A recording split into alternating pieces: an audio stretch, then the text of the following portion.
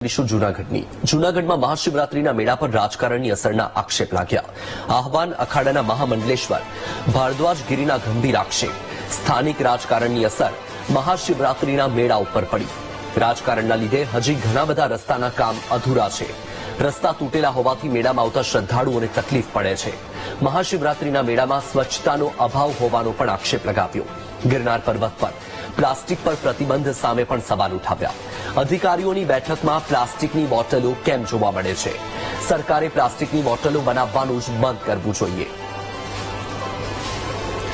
તો એક તરફ મહાશિવરાત્રીના મેળાની શરૂઆત થઈ ગઈ છે અને હવે એ મેળાને લઈને ભારદ્વાજ ગીરીનું નિવેદન સામે આવ્યું છે અને તેમણે કહ્યું કે સ્થાનિક રાજકારણની અસર મેળા પર જોવા મળી.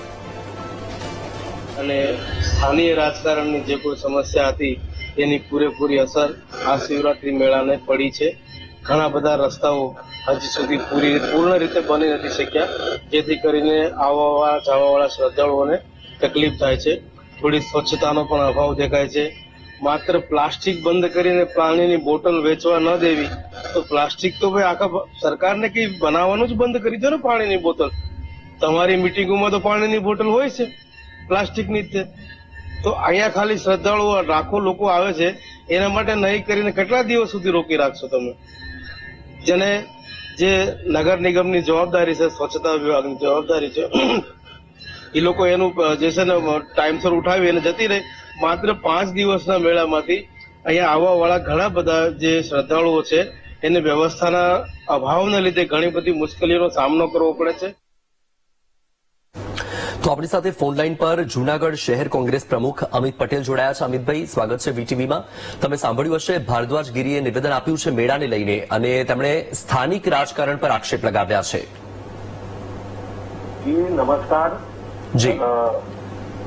જે નિવેદન આપ્યું છે સ્થાનિક રાજકારણને લઈને જે વાતો થઈ રહી છે, ત્યારે હું ચોક્કસપણે કહીશ કે ભારતીય જનતા પાર્ટીની બોડી 2019માં પણ મહાનગરપાલિકાની હતી અને જે ભવનાથનો વિકાસ થવો જોઈએ રામોપુરથી લઈને એ વિકાસમાં ક્યાંક ને ક્યાંક વંચિત રાખવામાં આવ્યું છે અને બોડીને ઉપર જે ભ્રષ્ટાચારનો આક્ષેપો થયા છે એ ક્યાંક ને ક્યાંક સાબિત થયા હોય એવું લાગી રહ્યું છે. ત્યારે ચોક્કસપણે સનાતન ધર્મના નામે ત્યારે ભાજપા પોતે સત્તામાં હોય તો સનાતન ધર્મનું જો ધ્યાન ન રાખી શકે. અચ્છા, અમિતભાઈ, તમે ભારદ્વાજ ગીરીના નિવેદનને સમર્થન આપો છો? હું કોઈ નિવેદનને સમર્થન આપવા કરતા પણ ભવનાથ ક્ષેત્રને જે રીતે આગળ પડતું કરવાનું હોય, સાહેબ આ જુનાગઢ છે એ ગરવા ગઢ ગિરનાર અને ગિરનારની ભૂમિ તરીકે પ્રખ્યાત છે. જયારે સ્કંદ પુરાણમાં પણ તેમની નોંધ હોય અને ચોક્કસપણે હું કહી શકું કે ગિરનાર એ વર્ષો જૂનો પર્વત છે અને એની ખાલી ઇન્ડિયામાં નહીં પણ પૂરા વિશ્વમાં ગિરનાર તરીકે જૂનાગઢ પ્રખ્યાત. અમિતભાઈ, સમર્થન એટલે મારો ભાવાર્થ એ છે કે શું તમે માનો છો કે અત્યારે સ્થાનિક રાજકારણની અસર મહાશિવરાત્રીના મેળા ઉપર જોવા મળી રહી છે અને ત્યાં સુવિધાઓ નથી મળતી?